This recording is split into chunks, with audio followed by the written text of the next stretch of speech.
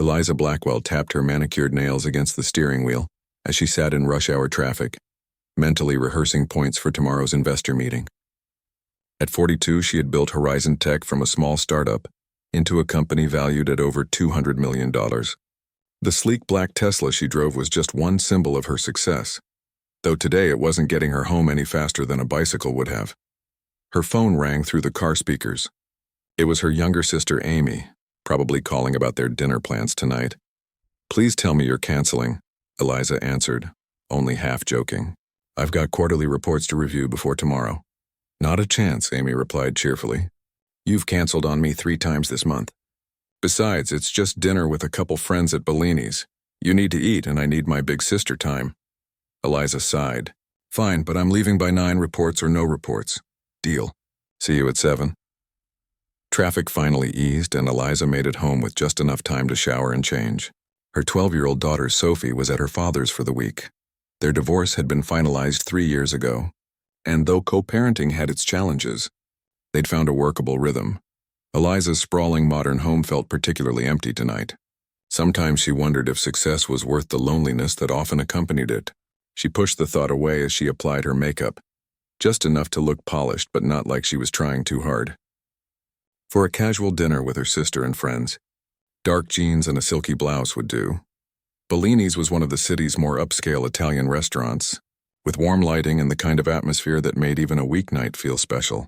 Eliza arrived exactly at 7, spotting Amy already seated at a table near the window. "Where are your friends?" Eliza asked as she sat down, noticing only 2 place settings. Amy suddenly became very interested in the wine list. "Oh, just one friend, actually. He's running a bit late." Eliza's eyes narrowed. Amy, tell me you didn't." "Didn't what?" Amy asked with exaggerated innocence. "Set me up on a blind date?" "We've talked about this." Amy finally put down the wine list and leaned forward. "Look, he's nice. He's smart. And you haven't been on a date in over a year." "Because I don't have time to date. Between the company and Sophie." "You always have an excuse," Amy cut in gently. "Life's passing you by, Liz." Eliza glanced at her watch. "Well, your mystery man is already 10 minutes late, which doesn't exactly make a stellar first impression." Another 15 uncomfortable minutes passed. Eliza had already decided this would be the first and last blind date Amy tricked her into, when a slightly out-of-breath man approached their table. "I'm so sorry I'm late," he said, his voice warm and deep. "My car broke down, and I had to take 3 different buses to get here." Eliza looked up to see a tall man with kind brown eyes and dark hair sprinkled with gray at the temples. He wore jeans that had clearly seen better days and a simple blue button-down shirt that was nice, but nowhere near the designer labels that filled Bellini's on a typical night. "Daniel Harris," he said, extending his hand first to Amy, then to Eliza. His handshake was firm, his smile genuine. "Eliza Blackwell," she replied stiffly. Amy, beaming at her matchmaking skills, stood up. "Well, now that introductions are made, I just remembered I have an early meeting tomorrow. You two enjoy dinner." Before Eliza could protest, Amy had kissed her cheek and was heading for the door, leaving her alone with this stranger who couldn't even arrive on time. "Your sister seems nice," Daniel said, settling into his chair. "She's dead to me," Eliza replied. Then, seeing his startled expression, added, "That was a joke." "Sort of." A waiter appeared, and Daniel deferred to Eliza on wine selection. She chose a moderately priced bottle, noting that Daniel seemed relieved at her restraint. "So," Eliza began once their wine was poured, "what do you do, Daniel?" "I work in building maintenance," he answered simply, no embellishment or apology in his tone. Eliza took a larger sip of wine than she'd intended. Building maintenance, in other words, a janitor. Her sister had set her up with a janitor, the CEO of Horizon Tech and a man who probably earned less in a year than she did in a week. "At Westlake Academy, actually," he continued. Eliza nearly choked on her wine. "Westlake? That's where my daughter goes to school." Daniel's face brightened. "You have a daughter at Westlake? What grade?" "7th. Sophie Blackwell." "Sophie." His recognition seemed genuine. "Smart kid. Science whiz, right? She had that amazing project on sustainable water filtration." Eliza felt a flicker of interest despite herself. "You remember her project?" "Of course. Some 8th grader knocked it over the day before the fair." Sophie was heartbroken. "I helped her rebuild it, stayed late that evening." She's got a real mind for engineering problems. Suddenly, Eliza recalled Sophie mentioning the nice janitor who had saved her project. She'd been so busy with a product launch that week, she'd barely registered the story. That was you. Sophie was so proud of that project. She won first place. Eliza's voice softened slightly. Thank you for helping her. Daniel shrugged. It was nothing. All the kids at Westlake deserve a chance to shine. The waiter returned for their orders. Daniel hesitated over the menu and Eliza sensed he was calculating costs in his head. Without making it obvious, she suggested they split the gnocchi appetizer because it's too much for one person, and steered him toward middle-priced entrees by mentioning they were her favorites. As they waited for their food, Eliza found herself asking more questions. Partly out of politeness and partly out of growing curiosity, she learned that Daniel had moved to the city 5 years ago after a divorce, that he was taking evening classes in engineering, and that he volunteered teaching science to kids at a community center on weekends. Engineering? She asked. That's quite different from maintenance work. Not really, Daniel replied, his eyes lighting up. It's all about understanding how things work, how they fit together. I've always been good with my hands figuring out problems. The maintenance job pays the bills while I finish my degree. What kind of engineering are you studying? Sustainable design. I want to create buildings that work with nature instead of against it. He became more animated as he described his vision for affordable housing that used minimal resources. Most green buildings are luxury items, but the people who need energy savings the most are those who can least afford fancy technology. Eliza found herself nodding. This was actually a problem her company had been exploring: how to make their smart home technology accessible to lower-income markets. Their appetizer arrived, and she was surprised to find herself actually hungry, rather than just going through the motions of the dinner. Daniel asked about her work, showing genuine interest rather than the intimidation or competitive posturing she often encountered from men when they learned about her success. A tech company focused on environmental solutions? That's impressive, he said. What made you start it? It was a simple question, but one people rarely asked. They wanted to know how, not why. I became a mother, Eliza answered truthfully. When Sophie was born, I started thinking about what kind of world she'd inherit. I had been working in standard tech development, but I wanted to create something that would make her future better. Daniel nodded, understanding in his eyes. The best kind of innovation comes from personal motivation. As their main courses arrived, Eliza realized with surprise that she was actually enjoying herself. Daniel wasn't what she expected. There was a thoughtfulness to him, a quiet intelligence that didn't need to show off. He asked questions and really listened to her answers. By the time they'd finished their meals, Eliza had completely forgotten about her 9 o'clock deadline. When Daniel mentioned a book he'd recently read about urban sustainability, she found herself suggesting they continue the conversation over dessert. Their tiramisu arrived, and as they shared the dessert, Eliza's phone buzzed with a text from Amy. How's it going? Hate me or love me? Eliza smiled slightly and put her phone away without answering. She'd deal with her matchmaking sister later. Something important? Daniel asked. Just my sister checking to make sure I haven't left yet, Eliza admitted. Daniel glanced at his watch and looked surprised. It's already past 9:30. I've kept you much longer than you probably planned. Actually, Eliza said, realizing it was true, I'm having a nice time. As the evening drew to a close, they split the check at Daniel's insistence. I can't afford the whole thing, but I'd never expect you to pay for me, he'd said with dignity that Eliza respected. Outside the restaurant, standing in the cool evening air, there was a moment of awkwardness. I'd offer to walk you to your car, but I'll be catching the bus, Daniel said. I can give you a ride, Eliza offered, surprising herself. That's kind, but it's out of your way. I live on the east side. I don't mind, she said, and found that she really didn't. As they walked to her car, Daniel whistled appreciatively at the Tesla. Nice ride. It's practical, she said automatically, then caught herself. And yes, it's nice. I worked hard for it. You should be proud, Daniel said simply. During the drive to his apartment, they discovered they shared a love of old jazz music, and by the time they arrived at his modest apartment building, Eliza had forgotten all about the quarterly reports waiting for her at home. Well, Daniel said as she pulled up to the curb, this evening turned out much better than expected. especially considering I was half an hour late and probably made a terrible first impression. Eliza smiled. The first impression wasn't great, she admitted, but the rest was surprisingly nice. Nice enough that you might consider a second date, one where you actually know you're going on a date beforehand? Eliza hesitated just briefly before answering, I think I'd like that. As Daniel stepped out of the car, he turned back. I should warn you, I don't own any suits. I drive a 15-year-old Honda when it's working, and I'll never be rich. That's okay, Eliza replied, surprising herself with how much she meant it. I've dated plenty of men in expensive suits. Maybe it's time for something different. She watched him walk to his building's entrance where he turned and waved before disappearing inside.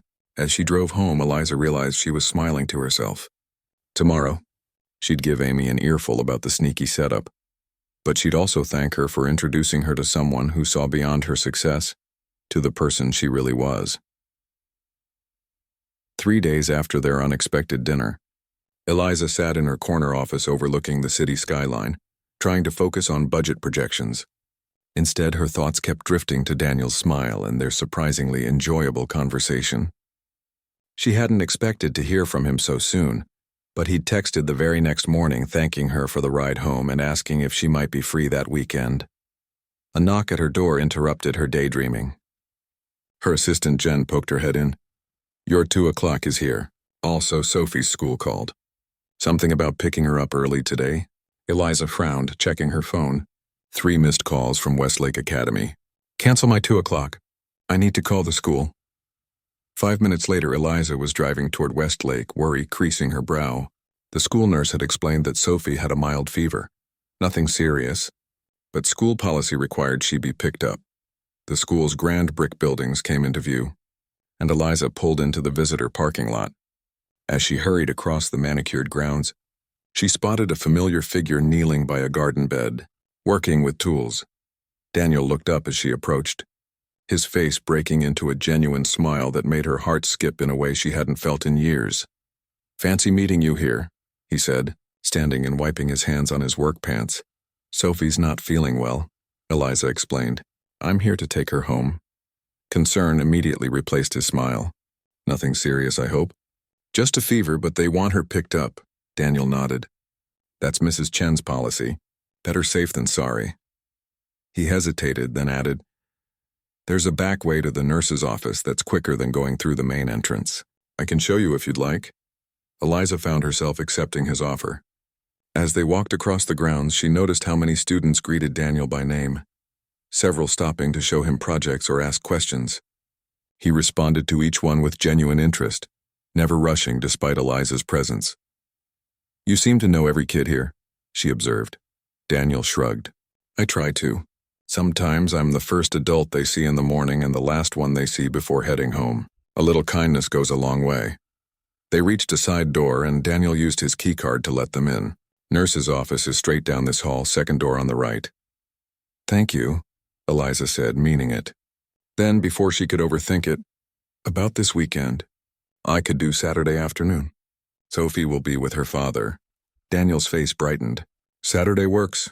There's a community garden project I volunteer with. Not very glamorous, but if you don't mind getting your hands dirty. I'd like that, Eliza replied, surprising herself again. Great. I'll text you the details. He glanced at his watch. I should get back to work. Hope Sophie feels better soon. As he walked away, Eliza found herself watching him, noticing how staff members and students alike seemed to light up in his presence. For someone whose job title suggested invisibility, Daniel Harris was remarkably seen. Sophie was waiting in the nurse's office, looking pale but brightening when Eliza entered. Mom, you came yourself? The surprise in her voice stung a little. Too often, Eliza had sent her assistant or a car service when Sophie needed something. Of course I did. Let's get you home and comfortable. As they walked toward the exit, Sophie asked, Were you talking to Mr. Harris? You know him? Eliza asked, testing her daughter's reaction. Everybody knows Mr. Harris. He's the best. He helped me fix my science project last semester, remember? And he knows all these cool engineering tricks. Sophie's voice grew more animated despite her fever. He showed us how to build a solar water filter with stuff from the recycling bin. Did you know he's going to be an engineer? He's taking classes at night. Eliza smiled at her daughter's enthusiasm. Yes, he mentioned that. He seems nice. He's awesome, Sophie declared with the absolute certainty of a 12-year-old. Way better than most of the teachers. He actually listens. At home, Eliza settled Sophie on the couch with soup and a movie before retreating to her home office to catch up on work, but her daughter's words kept echoing in her mind. He actually listens. Saturday arrived with perfect spring weather. Eliza dressed in her idea of gardening clothes. Designer jeans she didn't mind getting dirty and a simple t-shirt that probably cost more than Daniel's entire outfit would. She felt a twinge of self-consciousness about this as she drove to the address he'd texted. The community garden occupied a formerly vacant lot between apartment buildings in a neighborhood Eliza rarely visited. As she parked her Tesla, she felt conspicuously out of place. Daniel waved from among a group of people working various garden beds. His face lit up when he spotted her, and Eliza felt an unexpected flutter of nervousness. "You came," he said as she approached, sounding genuinely pleased. "I said I would," she replied, looking around at the transformation taking place. What had clearly once been a garbage-strewn lot was now a patchwork of raised beds, small fruit trees, and gathering areas. "This is amazing," she admitted. "How long has this been here?" "About 3 years. I joined 2 years ago." Daniel gestured toward a group of children working with an older woman. "That's our youth program. Kids learn to grow food, and they get to take home what they harvest. For some of them, it's a significant part of their family's fresh produce." Eliza watched as the children carefully tended plants, their focus and pride evident even from a distance. "Sophie would love this." "Bring her next time," Daniel said easily, as if it were already decided there would be a next time. "We're always looking for more kids. Now ready to get those fancy jeans dirty?" For the next 2 hours, Eliza worked alongside Daniel, planting seedlings, turning compost, and learning more about him with each passing minute. He introduced her to everyone simply as "my friend Eliza," never mentioning her company or position. By lunchtime, Eliza's back ached pleasantly, and her hands were covered in rich soil.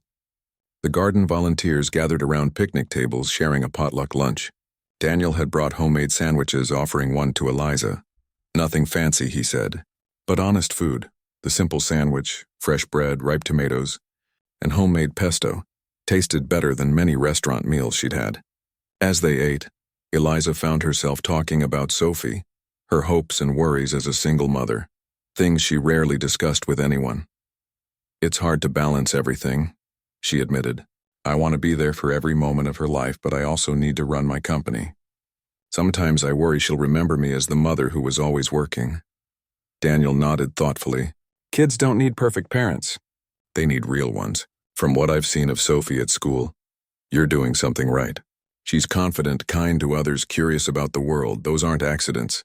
His words eased something tight in Eliza's chest. "Thank you for that. It's nice to hear, especially from someone who sees her in a different context than I do." After lunch, they walked around the garden together, Daniel pointing out special projects and introducing her to more people. Eliza was struck by how many lives he touched, how many people considered him a friend and mentor. "Most of these kids don't have many male role models," he explained as they watched a group of boys learning to build a trellis. "I'm nothing special, just someone who shows up consistently." "I think you're selling yourself short," Eliza said softly. As the afternoon wound down, Daniel walked her to her car. Unlike her usual dates who might have been intimidated by her success or trying to impress her, he seemed completely comfortable in his own skin. "I've got dirt under my fingernails and probably look a mess," Eliza said, glancing at her reflection in the car window. Daniel smiled. "You look like someone who spent a day doing something that matters. It suits you." The simple compliment warmed her more than any flattery about her appearance ever had. "I had a really nice time," she said honestly. "Good enough for a third date?" Daniel asked, that warm smile crinkling the corners of his eyes. "There's a free concert in the park next weekend. Nothing fancy, just local musicians. Sophie would be welcome too." Eliza found herself nodding. "I'd like that. We'd like that." As she drove home, Eliza realized she hadn't checked her phone once during their time together, a rarity in her constantly connected life. Something about Daniel's presence made the outside world and its demands recede to their proper perspective. That evening, as she helped Sophie with homework, her daughter asked about her day. "I went gardening," Eliza said, watching Sophie's surprised expression. "You? Gardening? Like in the dirt?" "Yes, me in the actual dirt," Eliza laughed. "I helped plant tomatoes and peppers at a community garden." "Why?" Sophie asked, genuinely puzzled by this departure from her mother's normal activities. Eliza considered how to answer. "I went with a friend. Daniel Harris, actually, the maintenance person from your school." Sophie's eyes widened. "Mr. Harris? You know Mr. Harris?" Then, with the brutal directness of preteens everywhere, "Are you dating him?" "We've had dinner and now gardened together. So maybe, yes. But he's not like the men you usually date," Sophie pointed out. "He doesn't have a big house or fancy cars or designer clothes." "No, he doesn't," Eliza agreed, wondering when her daughter had become so observant about her dating patterns. Sophie was quiet for a moment, then asked, "Do you like him?" The question was simple but profound. Did she like Daniel Harris, the janitor with kind eyes and dirt under his fingernails who dreamed of designing sustainable buildings? "Yes," Eliza said simply. "I do like him. He listens when people talk. He cares about making things better. He's patient and kind." Sophie nodded sagely. "Those are good reasons to like someone." Out of the mouths of babes, Eliza thought. Later that night, as she was getting ready for bed, her phone pinged with a text from Daniel. "Thanks for today. The garden looks better with your touch. Sleep well." Eliza smiled at the simple message. No games, no hidden agendas, just straightforward appreciation. She typed back, "I enjoyed it more than I expected. Looking forward to the concert with you and Sophie." As she set her alarm for the next day, Eliza realized something had shifted inside her. The constant pressure she carried to perform, to succeed, to maintain appearances had eased slightly in Daniel's presence. For a few hours today, she hadn't been CEO Eliza Blackwell with all its accompanying expectations. She'd just been Eliza, a woman with dirt under her nails learning something new, connecting with someone who saw her, really saw her perhaps for the first time in years. The thought was both terrifying and exhilarating. As she drifted toward sleep, Eliza wondered where this unexpected path might lead, and found herself genuinely curious to find out. The outdoor concert in the park became the first of many outings for Eliza, Daniel and Sophie over the next 2 months. What started as tentative dates evolved into comfortable togetherness, Sunday picnics, helping at the community garden, movie nights at Eliza's home, and impromptu ice cream runs after Sophie's soccer games. On this particular Friday evening, Eliza stood in front of her closet uncharacteristically indecisive about what to wear. Daniel had invited her to be his +1 at his engineering program's end-of-term dinner.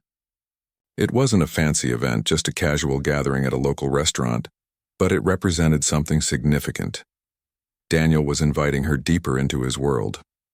"Mom, you're overthinking this," Sophie said from the doorway, watching Eliza hold up and discard outfit after outfit. "Mr. Harris, I mean Daniel, doesn't care what you wear." Eliza smiled at her daughter's casual correction. Sophie had recently started calling Daniel by his first name outside of school, a small but meaningful shift that hadn't escaped Eliza's notice. "I know, honey. I just want to fit in with his classmates and professors. I don't want to seem—" She trailed off. "Too rich and fancy?" Sophie finished with the blunt honesty of preteens. Eliza laughed. "Something like that." Sophie flopped onto the bed. "Wear your jeans and that blue top, the soft one, not the silky one. And maybe your silver earrings instead of the diamond ones."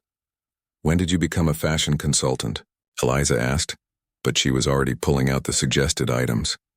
"Since my mom started dating the coolest guy ever and suddenly forgot how to dress herself," Sophie teased, rolling her eyes dramatically.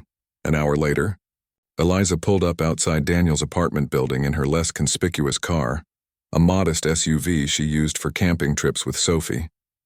Daniel emerged wearing dark jeans and a button-down shirt, his normally tousled hair neatly combed.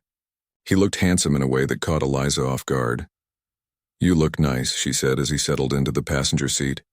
"Had to step up my game," he replied with a smile. "It's not every day I show up with the most beautiful woman in the city." The compliment warmed her, not because it was particularly poetic, but because of the genuine admiration in his eyes when he said it. The restaurant was a family-owned Italian place, busy, but not crowded. As they walked in, Daniel was greeted enthusiastically by a group already gathered around pushed-together tables. "Everyone, this is Eliza," he introduced her, his hand resting lightly at the small of her back. "Eliza, these are my classmates and Professor Chen." Eliza was welcomed warmly, finding herself seated between Daniel and a middle-aged woman named Lucia, who was returning to school after raising her children. Across the table sat Professor Chen, a sharp-eyed woman in her 60s who studied Eliza with undisguised curiosity.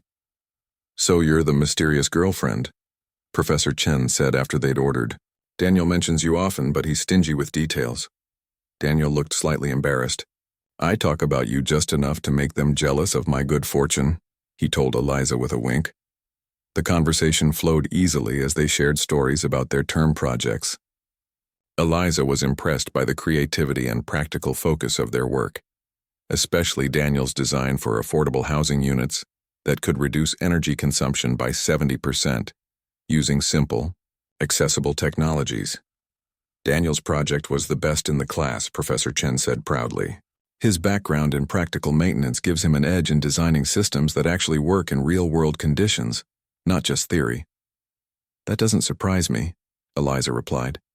"He's the most practical person I know." Dinner progressed pleasantly until a classmate asked Eliza about her work.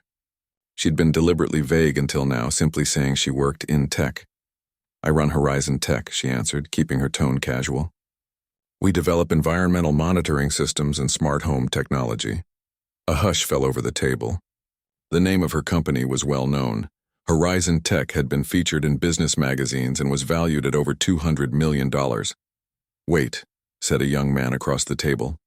"You're that Eliza Blackwell? The CEO?" Daniel reached for her hand under the table and gave it a reassuring squeeze. "Yes," she replied simply, "though tonight I'm just Daniel's date." Professor Chen's eyebrows shot up. "Well, this is unexpected.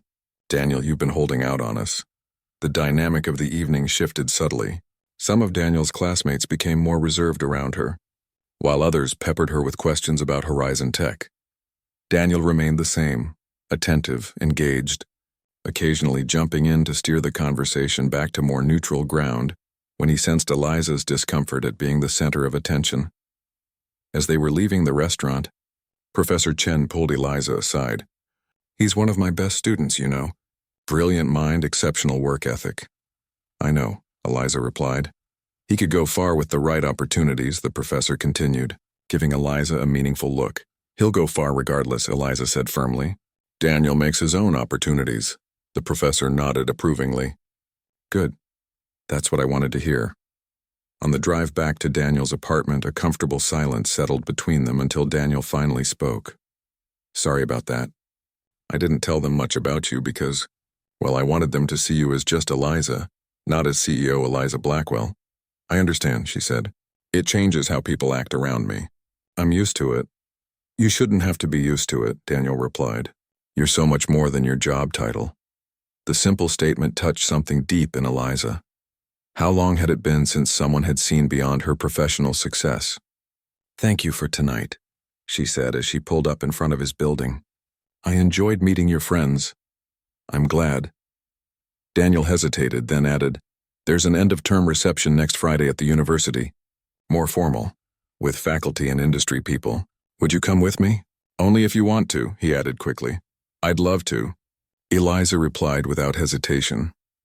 The following Friday found Eliza in a more familiar environment, a cocktail reception with academics and business people, the kind of networking event she normally navigated with practiced ease. This time, however, she was attending as Daniel's guest, and the difference was revealing. She watched with admiration as Daniel charmed faculty members and industry representatives alike, speaking passionately about sustainable design. He introduced her simply as Eliza, letting her decide how much to share about herself. "Your boyfriend is impressive," commented a woman who introduced herself as the Dean of Engineering. "We're hoping to convince him to apply for our master's program." "He is impressive," Eliza agreed, a surge of pride warming her chest. Boyfriend.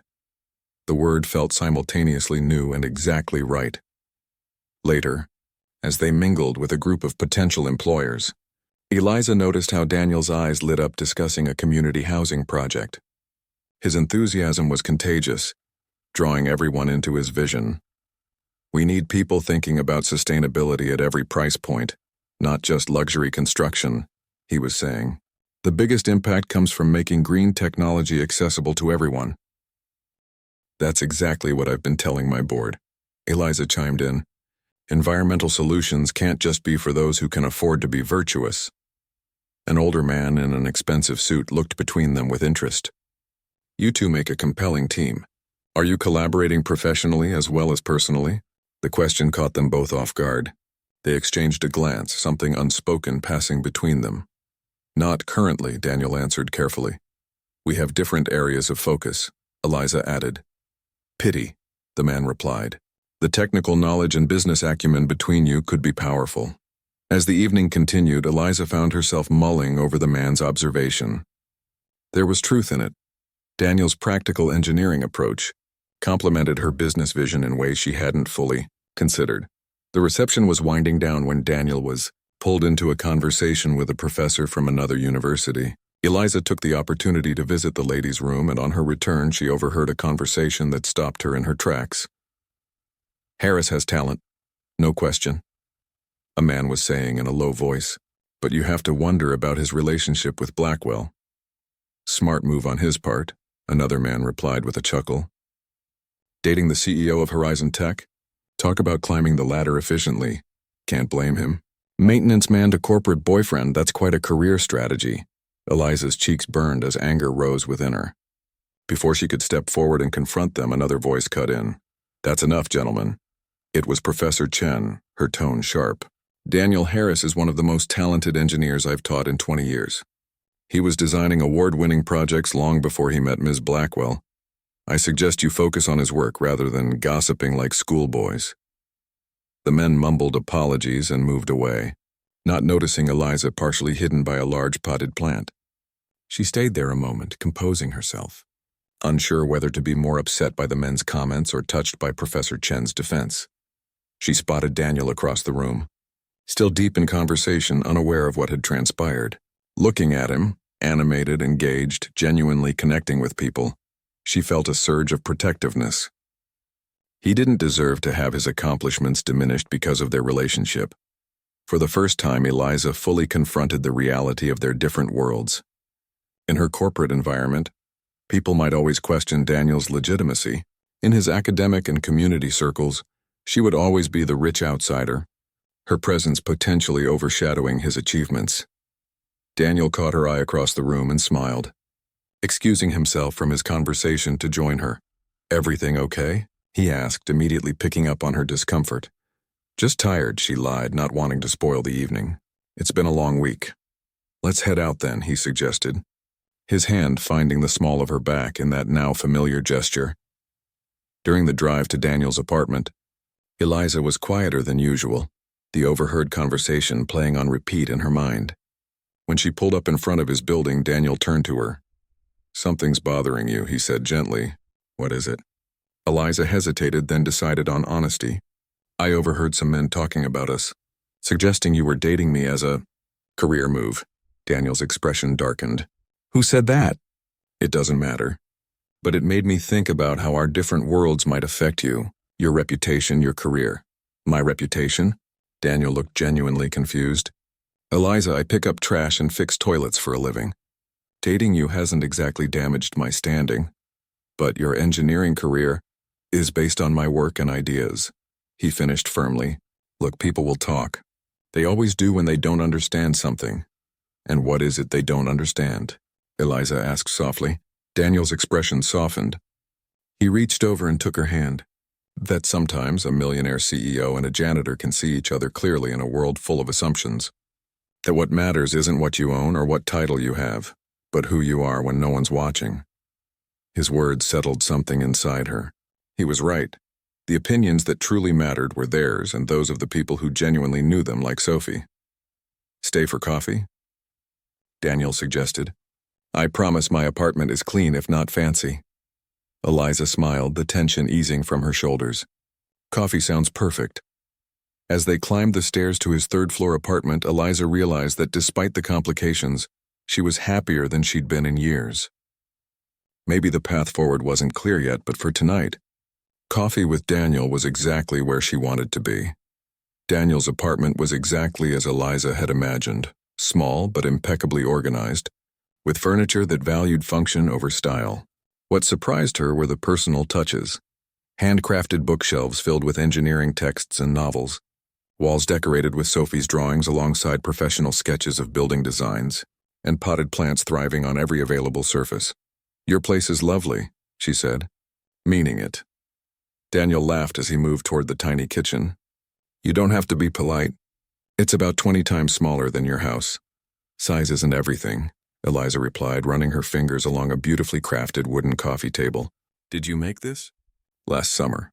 Rescued the wood from a dumpster outside a construction site. Amazing what people throw away." As Daniel prepared coffee, Eliza wandered around the living room, noticing how many of the furnishings showed similar signs of being salvaged and lovingly restored. It spoke volumes about him. His resourcefulness, his respect for materials, his ability to see potential where others saw trash. The coffee was served in mismatched mugs, strong and fragrant. They settled onto Daniel's well-worn but comfortable couch, the events of the evening still hovering between them. "I meant what I said in the car," Daniel said after a moment. "I don't care what people think about us." Eliza sipped her coffee. "But your classmates, your professors, their opinions could affect your future opportunities." "The ones who matter see my work for what it is," he replied. "The rest aren't worth worrying about." His confidence was refreshing, not the brash arrogance she encountered in boardrooms, but a quiet certainty born of knowing exactly who he was. "Besides," he added with a smile, "I'm not the one with a board of directors to answer to." The comment struck a nerve. "Has it occurred to you that my board might have opinions about who I date? Has it occurred to you that it's none of their business?" Daniel countered. Eliza laughed despite herself. "That's not how corporate politics works." "Maybe it should be." Daniel set down his mug. "Eliza, I understand the pressures you're under. I know our relationship doesn't fit the expected narrative for someone in your position. If that's becoming a problem for you, it's not," she interrupted quickly. "I'm just thinking ahead. My company's annual charity gala is next month, the biggest social event of our year. Board members, major investors, industry leaders, everyone will be there. And you're wondering whether to bring the janitor as your date," Daniel finished, no judgment in his voice. "No," Eliza said firmly. "I'm wondering how to prepare for the inevitable reactions when I bring the janitor as my date." "There's a difference." Daniel's expression softened as he reached for her hand. "Then we'll face those reactions together." The simple declaration settled something inside her. Whatever challenges lay ahead, they would navigate them as a team. They talked late into the night, moving from the complications of their relationship to deeper topics, their hopes for the future, lessons from past failures, dreams they'd set aside and perhaps could reclaim. It was nearly midnight when Eliza reluctantly said she should go. Sophie would be home from her father's house early the next morning. At her car, Daniel kissed her goodnight. A gentle, lingering kiss that felt like both a question and a promise. "I'll call you tomorrow," he said as she slid into the driver's seat. "I'll answer," she replied with a smile. The next few weeks passed in a comfortable rhythm. Daniel continued his maintenance job at Westlake while finishing his final projects. Eliza juggled Horizon Tech's growing demands with spending time with Sophie and Daniel, often combining the two by having Daniel join their weekend activities. What surprised Eliza most was how naturally Daniel fit into their lives. He helped Sophie with science homework, taught her basic carpentry skills for a school project, and never competed with Eliza for her daughter's attention or affection. He understood family boundaries without needing them explained. One Wednesday afternoon, Eliza was stuck in back-to-back meetings when her assistant interrupted with an urgent message. Sophie had fallen during soccer practice and might need stitches. The school nurse had her at the emergency room. Panic rising, Eliza rushed out of the office, calling the hospital as she drove. When she arrived at the emergency room, breathless and worried, she was directed to a treatment room where she found Sophie sitting on an exam table, with Daniel beside her, making her laugh despite the nasty gash on her knee. "Daniel?" Eliza said, confusion momentarily overriding her concern. "Mom!" Sophie waved, remarkably cheerful for someone with a bloody knee. "I was working near the fields when she fell," Daniel explained. standing to make room for Eliza. The coach asked if anyone could accompany her to the hospital since they couldn't reach you right away. I volunteered. He told them he was practically family, Sophie added with a grin, and then he distracted me with the worst jokes ever while they cleaned my cut. 12 stitches, Daniel reported. She was incredibly brave. Eliza felt a wave of emotions, relief that Sophie was okay, gratitude toward Daniel, and something deeper she wasn't quite ready to name. Thank you, she said simply, squeezing his hand. The doctor entered then, explaining aftercare instructions and scheduling a follow-up appointment. Throughout it all, Daniel remained, a steady presence that Eliza realized she'd come to count on. Later, as they helped Sophie into the car, Eliza turned to Daniel. Join us for dinner? I think Sophie's hero deserves a proper thank you. His smile was answer enough. That evening, watching Daniel and Sophie play a board game while Sophie's bandaged leg was propped on a pillow, Eliza had a moment of clarity. They had become a family of sorts, gradually and without fanfare. The realization was both wonderful and terrifying. 2 days before the charity gala, Eliza sat in her office reviewing seating arrangements when her assistant announced an unexpected visitor, her ex-husband Richard. Send him in, Eliza said, surprised. While their co-parenting relationship had improved over time, unscheduled visits were unusual. Richard entered looking polished as always in his attorney's suit, his expression unreadable. Got a minute to talk about Sophie? Of course. Is everything okay? He settled into a chair across from her desk. She can't stop talking about your new boyfriend. The maintenance man from her school? Eliza felt a flash of defensiveness. Daniel. Yes, we've been seeing each other for a few months now. Richard's expression remained neutral. She mentioned he took her to the ER for stitches last week. He did. He happened to be there when she got hurt and I was in meetings. I'm grateful he was able to help. I'm not questioning his actions, Richard clarified. I'm just concerned about how attached Sophie's becoming. She likes him, Eliza acknowledged. He's good with her. Patient, supportive, never talks down to her. I'm sure he's a nice guy, Richard said carefully. But he's also, well, a janitor. Don't you think Sophie might get confused about expectations? About what kind of life she should aspire to? The comment ignited something protective in Eliza. Actually, he's finishing his engineering degree. Not that it should matter. Daniel is one of the most intelligent, hard-working people I know. Sophie could do a lot worse than aspiring to his values. Richard held up his hands in surrender. I didn't come here to argue. I just wanted to understand the situation better. The situation is that I'm dating a good man who happens to have a blue-collar job. Sophie sees how he treats people with respect regardless of their position or wealth. I consider that a valuable lesson. After Richard left, Eliza sat thinking about his concerns. They weren't entirely unreasonable from a certain perspective, but they missed what truly mattered about Daniel. The same would likely be true of many guests at the upcoming gala. The night of the event arrived with perfect early summer weather. Eliza had offered to have her driver pick up Daniel, but he'd insisted on meeting her at the venue. Less awkward for everyone, he'd said with typical practicality. The grand ballroom of the city's most expensive hotel had been transformed into an enchanted garden, aligned with Horizon Tech's environmental focus. As host, Eliza arrived early, stunning in a forest green gown that whispered rather than shouted its designer origins. For an hour, she circulated among early arrivals, making small talk with board members and major donors. Several people asked if she'd be sitting at the CEO's table alone again this year, their tones suggesting eligible bachelors they'd be happy to introduce. Actually, I'm expecting someone, was all she said, watching their curiosity grow. When Daniel finally arrived, Eliza almost didn't recognize him. He wore a well-tailored charcoal suit that fit him perfectly, his usual tousled hair neatly styled. He looked handsome, confident, and completely out of place among the sea of people who spent more on a single dinner than he earned in a week.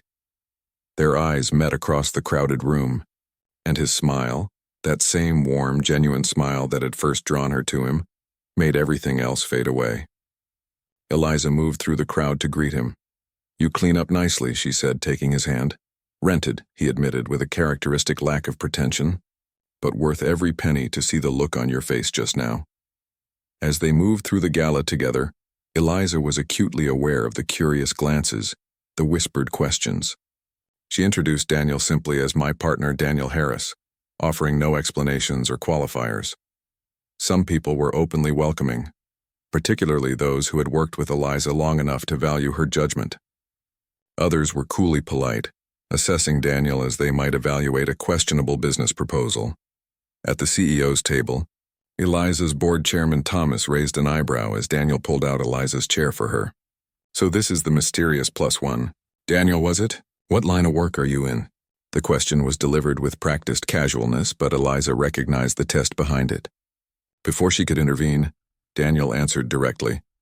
"I work in building maintenance at Westlake Academy, and I'm finishing my degree in sustainable engineering design." A moment of awkward silence followed, broken by Thomas's wife. "Westlake, that's where your daughter goes, isn't it, Eliza? Is that how you two met?" "Indirectly," Eliza replied, grateful for the woman's social grace. Conversation moved to safer topics, but throughout dinner, Eliza noticed how differently people engaged with Daniel once they learned his occupation. Some spoke more slowly, as if he might not understand complex topics. Others simply directed their comments to Eliza, excluding him entirely. Daniel handled it all with dignity, neither apologizing for his background nor attempting to impress. When the conversation turned to Horizon Tech's new initiative for affordable smart home technology, he contributed thoughtful insights about practical implementation challenges that silenced even his most skeptical tablemates. "Those are exactly the issues we're facing," admitted Victoria, Eliza's head of product development. "How did you know?" "I've installed enough systems to see where the real-world problems occur," Daniel explained. "The best technology is useless if the average person can't easily maintain it." By dessert, the dynamic had shifted. Several people were actively seeking Daniel's opinions, genuinely interested in his perspective from the trenches, as one executive put it. Later, during dancing, Eliza rested her head against Daniel's shoulder. "You've won over half my board in one evening," she murmured. "Victoria wants to hire you as a consultant." Daniel laughed softly. "I'm just being myself." "That's more than enough," Eliza replied, realizing how deeply she meant it. As the evening wound down, they found a quiet moment on the hotel's terrace, city lights sparkling below them. "Thank you for coming tonight," Eliza said. "I know it couldn't have been comfortable. Parts were challenging," Daniel admitted.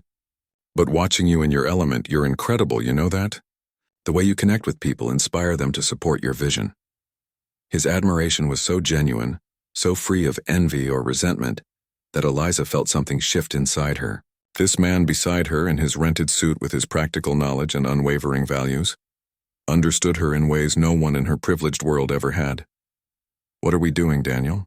she asked quietly, the question that had been building for months finally finding voice. "Right now." "Enjoying a beautiful night after a surprisingly decent party," he replied with a gentle smile.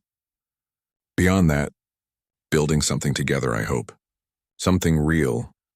The simplicity of his answer, like everything about him, cut through the complications to what truly mattered. Eliza leaned against him, his arms circling her waist as they looked out at the city lights. Two people from different worlds finding their way to a shared future neither had imagined. 3 months after the charity gala, Eliza sat at her desk reviewing quarterly reports when her phone buzzed with a text from Daniel. "Bad news. Call when you can." Her heart sank. In the past 6 months of their relationship, Daniel had never been one for dramatic messages. If he said it was bad news, it truly was. She closed her office door and called him immediately. "What's wrong?" she asked as soon as he answered. "The building's been sold," Daniel said, his voice tight with controlled emotion. "The new owners are converting everything to luxury condos. All tenants have 60 days to vacate." Eliza felt a wave of sympathy. Daniel had lived in his modest apartment for 5 years. It wasn't fancy, but it was his home, filled with furniture he'd built and plants he'd nurtured. "That's awful. Do they have any relocation assistance?" $1,000. "In this rental market, that might cover application fees." He sighed. "Sorry to bother you with this during your workday. I just needed to tell someone." "You're not bothering me," Eliza said firmly. "This affects us both. We'll figure it out together." After they hung up, Eliza stared out her office window at the city skyline. The housing crisis was something she'd read about in reports, discussed at charity events, even donated to organizations addressing it. Now it was directly impacting someone she loved. The word surfaced in her thoughts naturally. Yes, she loved Daniel Harris, his integrity, his kindness, his quiet strength. The realization wasn't sudden, but a gradual certainty that had been building for months. That evening, after Sophie went to bed, Eliza sat on her back patio making calls to real estate contacts. The rental market was indeed brutal. Apartments in decent neighborhoods were scarce and expensive, with waiting lists and income requirements that would be challenging for someone on a maintenance salary. When Daniel came over later, his usual good humor was subdued. He accepted the glass of wine she offered and settled beside her on the patio couch. "Any luck?" she asked. "Found two possibilities, but one wants 3 times the monthly rent as income, and the other needs a cosigner since my credit history is thin." He shook his head. "After 5 years of perfect payment history, I'm still a risk because I paid off my student loans and don't have credit cards." Eliza hesitated, then decided to voice the thought she'd been considering all afternoon. "You could move in here." Daniel looked up, surprise clear on his face. "Here in your house?" "We have plenty of space. The guest house is practically its own apartment, with a separate entrance if you want privacy. Or there's the main house if you'd prefer that."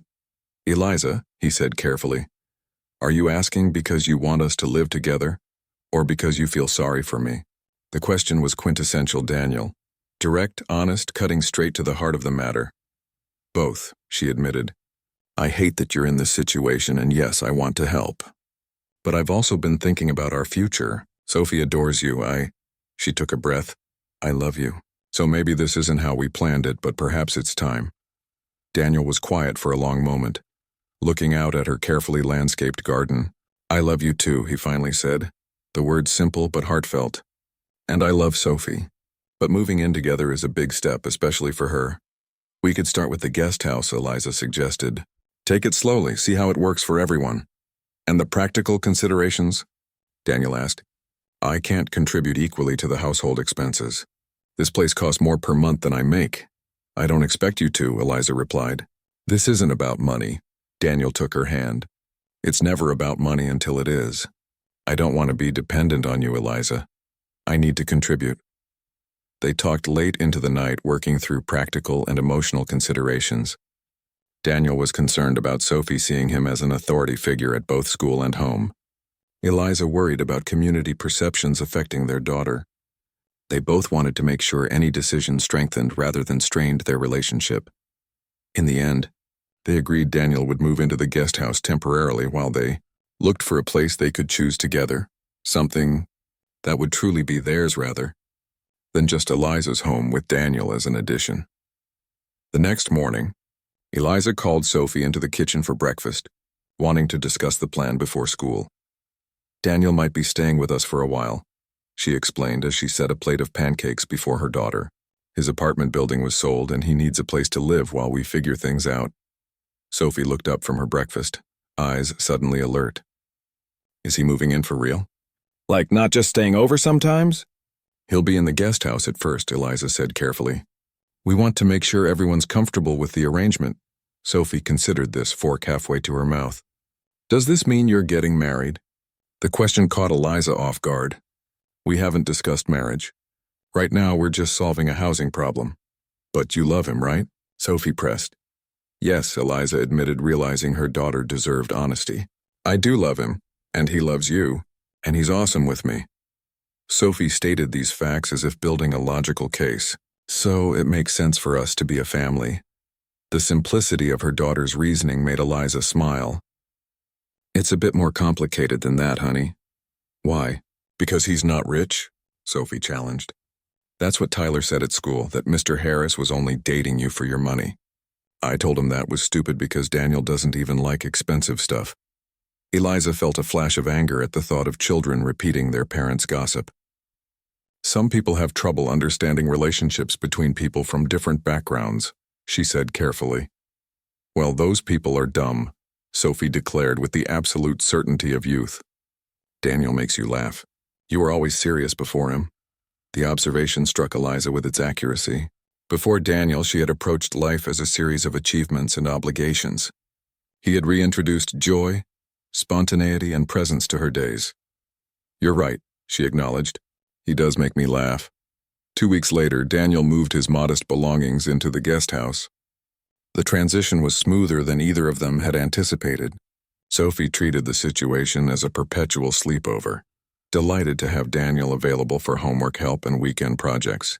Eliza found herself lingering in the guest house more evenings than not, working on her laptop while Daniel sketched designs for his final engineering project. One rainy Sunday, a month into their new arrangement, Eliza was in her home office answering emails when her phone rang. It was Westlake Academy's facilities manager, sounding panicked. "Ms. Blackwell, sorry to bother you on a weekend, but we have an emergency at the school. A pipe burst in the main building and there's water everywhere. The science wing is flooding and we have that big investor tour tomorrow morning. I can't reach Daniel and he's the only one who knows the whole plumbing system." Eliza glanced toward the guest house where Daniel was helping Sophie build a model wind turbine.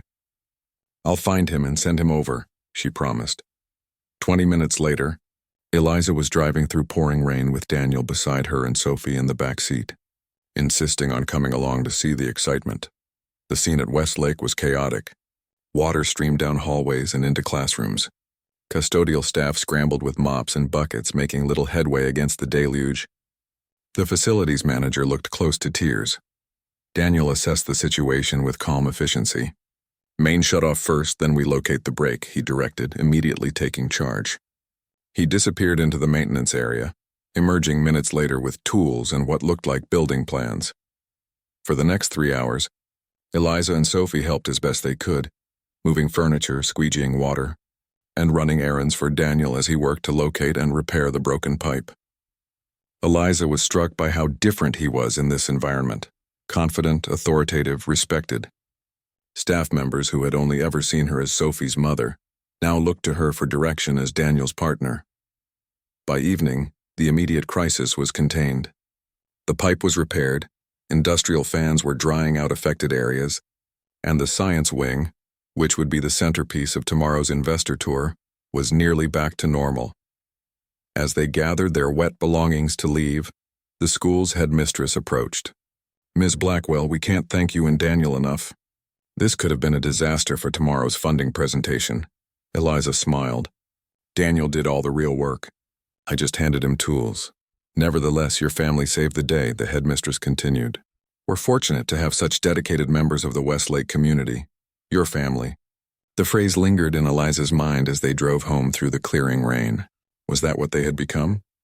A family, unconventional perhaps, but bound by something stronger than legal definitions or traditional expectations. Later that night, after Sophie was asleep, Eliza found Daniel on the back patio, staring thoughtfully into the distance. "You were amazing today," she said, settling beside him. He smiled tiredly. "Just doing my job." "No," she countered. "You went far beyond your job. You saved the school from a disaster, and you did it with such certainty. Everyone looked to you for leadership, and you provided it without hesitation." Daniel seemed embarrassed by the praise.